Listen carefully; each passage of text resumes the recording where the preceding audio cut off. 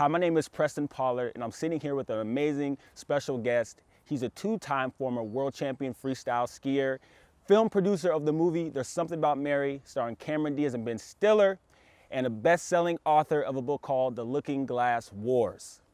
Was that correct or no? That you nailed it. Thank you, Preston. We're gonna keep rolling.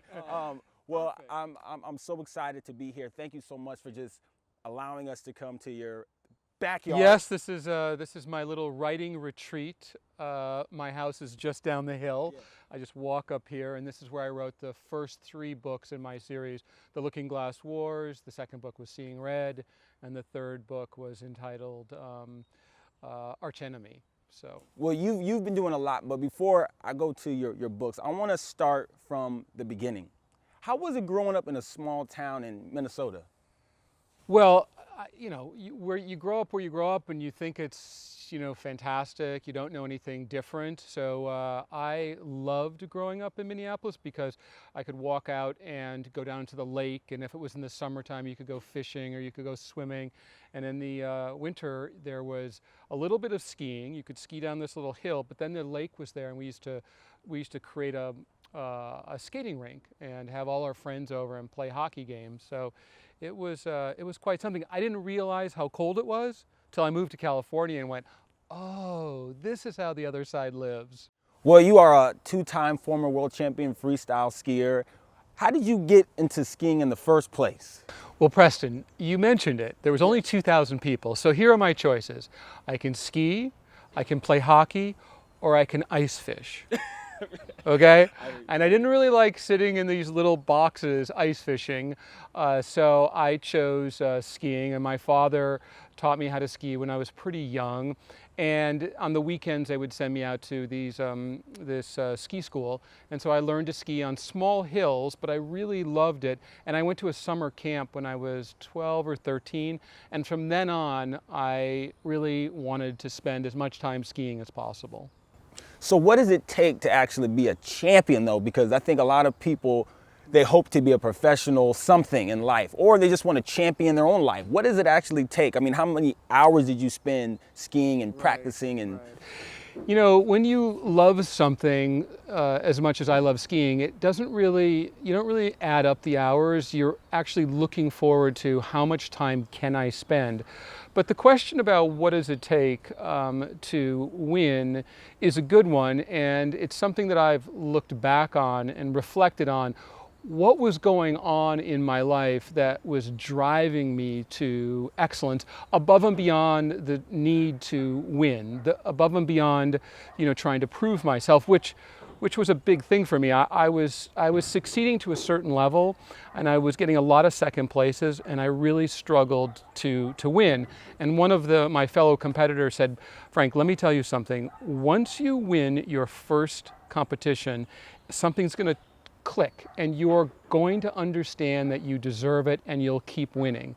And it was very true, but I struggled to break the barrier. So it was a psychological barrier. It was something to do with not fully feeling I deserved it.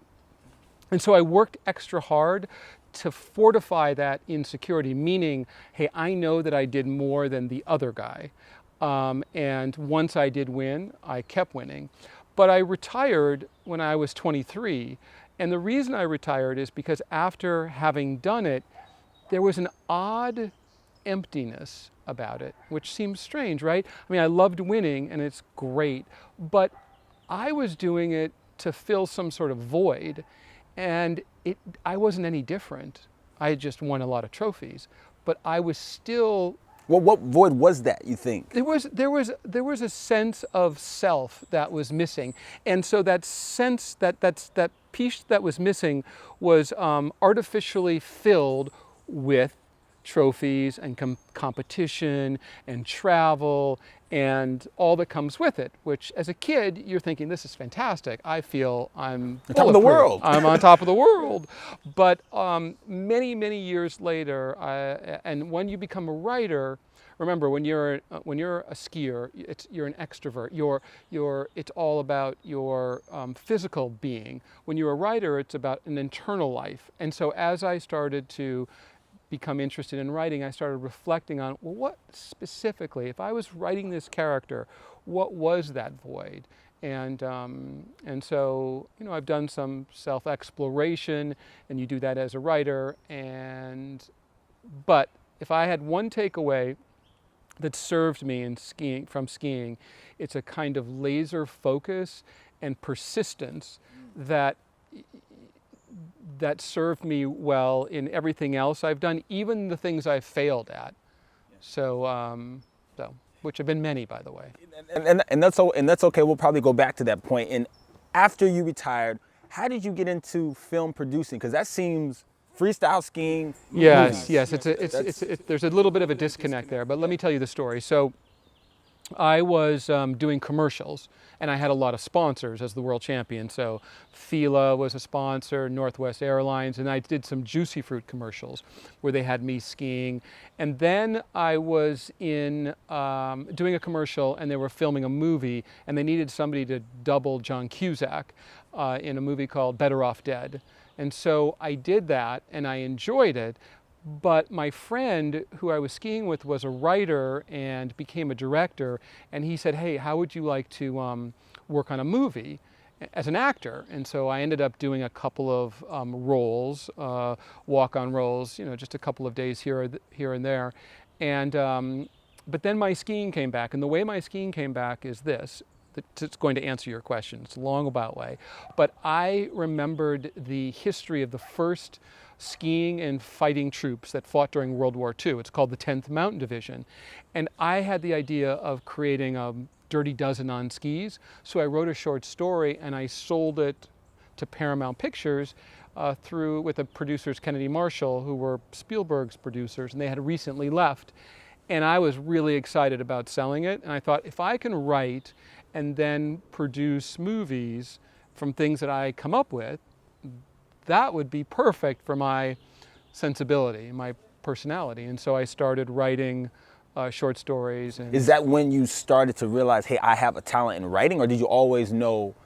No, that's a good question. I didn't realize until then, because, you know, you get confirmation, and the selling of that piece gave me some confidence. So much of life is about a little step to give you just enough confidence to open that door to try something that you may. So it was new. It was in a sense. New. It was new, relatively new. So you stepped out of your comfort zone. Exactly.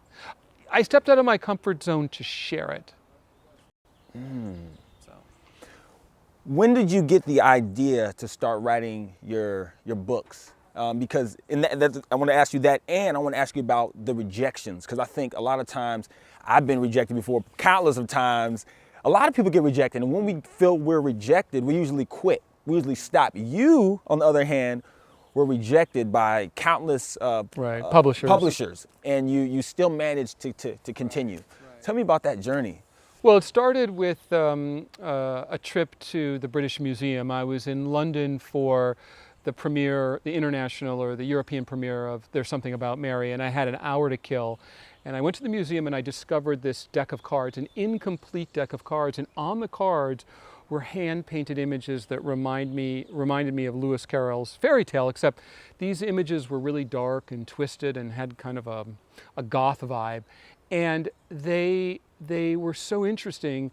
It inspired me to seek the remaining cards out, and I found an antiquities dealer, and he had the cards that completed the deck, and he told me this story about the real Wonderland and about the true story behind Lewis Carroll's muse, Alice Little, who's this girl, Alice Hart, who was exiled to our world. And I was so captivated that I went home and I said, I have to start writing about this. And so I wrote my book pretty much secretively, because I didn't want the pressure of people asking, when's it going to be finished? Do you have an agent? Is it going to be published? How well is it doing? I just thought that kind of exterior pressure might, if I was rejected, would stop me. And I was rejected, to your point. I was rejected.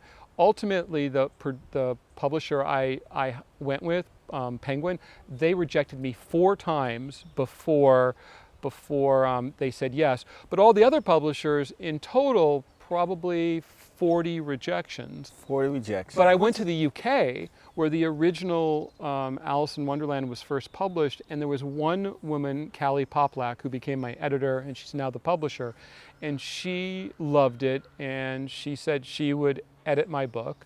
And we worked for 5 years. Whenever I go to school events, and I tell kids it took me 5 years and probably 40 revisions of some sort or another. That's like half their lives, but that's what it took. And the work that we did really transformed my book, and I think that's why it became a New York Times bestseller. Wow, and what was that feeling like when you, I mean, I know you've been a champion with skiing, but since you've been rejected and all that, I mean, I'm sure you were just happy, just like, wow, people are getting it. You're right. Okay, yeah. I was happy about getting it published. I had a hard time when readers didn't like it or they didn't quite get it, and it was hard to. I would take it a little personally, but when people reacted to the book in the same way that I was thinking about it in my mind. So the fact that I could put it on paper and it would transfer to them in the similar mindset was remarkable. It was shocking, actually. Yeah. So. And you're on number 14 now, or are you 15? Yeah, books? 14 I finished, 4 prose and a number of graphic novels, and I'm finishing up a couple things right now. So. All right. And so what's next? What are you thinking? Is it a film? Any in particular? Yeah, I'm interested in all the other mediums. You know, I've done novels, I've done graphic novels. I'm developing The Looking Glass Wars, the first book, as a musical. I've had some meetings with Netflix and some studios about doing a television or a movie version. You know, it's hard to get some traction. If you do get traction, it's difficult to control the creative process so that the story turns out and it works. You want something like Hunger Games versus some other ones, you know, that had, like The Lightning Thief was one of my son's favorite books, but the adaptation, the movie version, didn't turn out, and you know, there's a lot of books there. So I mean, I thought it was good, but I just want to make sure that it's done at the right. Yeah. So. Well, you're very successful, but one of the things I admire about you is that you love to give back. And I want to ask you why that's important to you to share with others, to share with youth or anyone about your journey into. Well, I mean, it's very, I don't know. What does it mean to you? What do you feel? Well, here's the thing is, I don't even feel like I'm giving back, because when I go to schools and I meet kids, or I give my books to, there's an organization called Kids Need to Read, it's as if they're continuing to keep feeding and giving me. It's always a two-way street. So if I give it's not a book unless someone's reading it. So for a young reader to read my book and then have a reaction to it and then talk to me or write me a letter or create some artwork or, you know, thank me on social media, it's constantly going back and forth. So all I'm really doing is keeping a line of communication between writer and reader and reader and writer to the best of my ability. And sometimes that means, you know, I'll give books away. Sometimes that means I'll do school events. Sometimes that means I'll, you know, really listen to somebody who's struggling and they want an outside voice. It's just human. It's just being. No, some people don't get it. That's why I'm asking. Some people I've met a lot of people, and some people, they just don't think about doing it, or maybe they feel like they have to go really far to give. And I'm like, you can give in people need help everywhere. Yeah. You can do something small. So. Yeah, I mean, I just did a conference where we talked to a bunch of kids. And it was really rewarding. I could see how excited. Sometimes I go to schools where they don't have the money to bring in writers, and so I like to donate books in that case. But there's this great organization, Kids Need to Read, and And what they do is they look around the country for schools and libraries, and they donate books to people who are not as fortunate as some of us. Good. And also, where can people check out your books, and what's your website, your social media? How can they find you? Yeah, I mean, I think my books are pretty much wherever books are sold. So I have books in independent bookstores in the Barnes and Noble of the world, also graphic novels in comic book stores. Saturday was Free Comic Book Day, and I printed 50,000 free comics that they gave out on Saturday. And my website is my name, frankbeddor.com, and I'm on all social media, pretty much as my name. I think there's a Looking Glass Wars on Facebook, but if you Google me, the great thing about Google, you'll find me. Well, I want to thank you so much for your time, because you talked about some important things, persistence. Even if you've been rejected, keep on going. And I think that right there will help a lot of people just by hearing your story. So yeah, the thing I try and share is that the failing or being knocked down for something that you think you really want to do, it might open a door to something new and expose you to a life joy that you didn't expect. So don't worry, don't fear it, confront it. 'Cause so you're saying in your life you failed a lot. I really did. I mean, I became a writer because I was a failed actor. I became a producer because I was a failed screenwriter. There's so many times I failed, and for long periods of time, but when you look at the things I've done, it seems like it was one success after another, but people didn't see 10 years. Like a failure of, and then it goes boom, yeah, and boom. then it's 10 years later, and Wow. yeah. Wow, well, Yeah, thank because you. I'm really 110 years old. I just have a lot of cosmetic surgery, so I've had many more years of failure. Well, thank you. I know you have a rest of the busy day, so we don't want to keep you. Thanks, but, Preston. I really do appreciate this, and I know people will be really inspired by your story. Good, I appreciate that. All right, later, man. Hey, everyone. I'm Frank Beddor. Thanks for watching.